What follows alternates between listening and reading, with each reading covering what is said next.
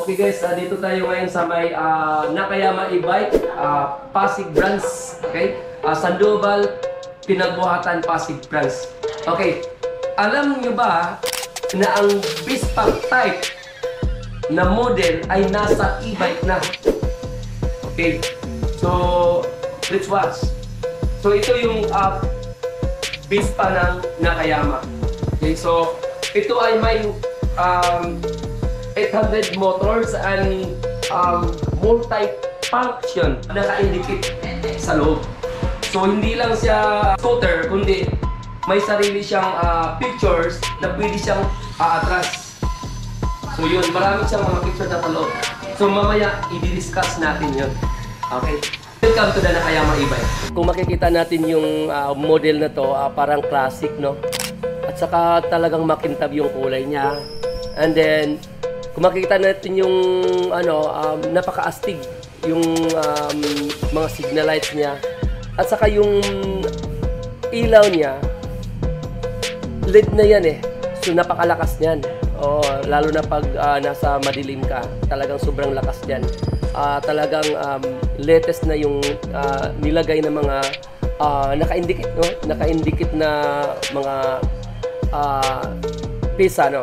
So kung titingnan natin dito sa gilid, mataba yan eh.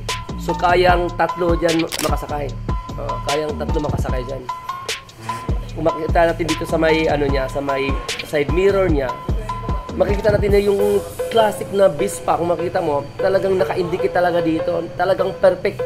And then yung ilaw niya sa likod talagang perfect na perfect. Ito may yung motor niya 800 watts siya, pero kaya niyang magdala ng 1,000 or 2,000 watts yung capacity.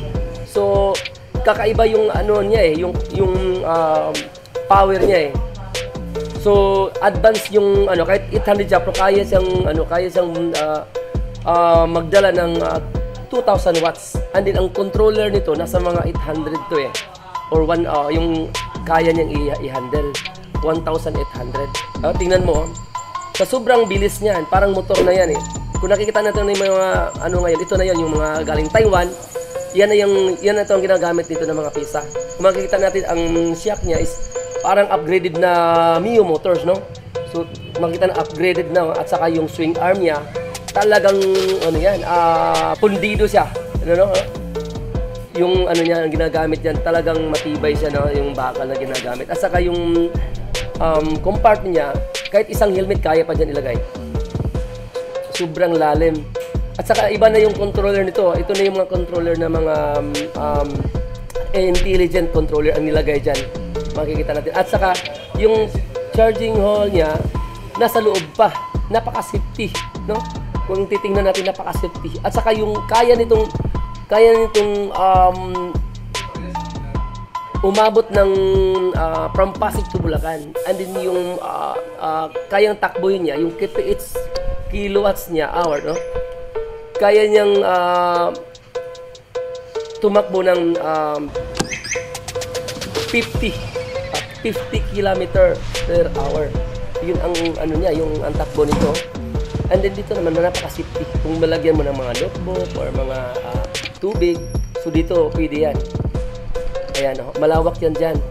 So kung may mga safety, alam ba, pira, ilagay mo dyan para safety. So hindi basta-basta mga yan, masira. So titingnan mo, masyadong malawak sa gilid. Napaka-safety siya. Yung mga safety compartment sa e-bike na to. Then may sabitan, pwede yun. So actually yung ginagamit na bakal dyan is hindi siya ordinary bakal ang ginagamit. Itong mga bakal na to is talagang dinisign talaga siya para dito sa Bispa type. And then may kilis na siya na susi, no? So kung makita natin siya, kahit malayo ka, kaya mo siyang paandarin.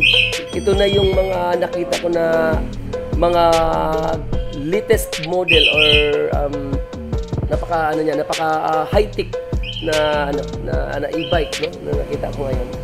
So kung makita niyo yung indicator, ayan. At alam nyo ba na ang gulong nito ay kasinlaki ng motor?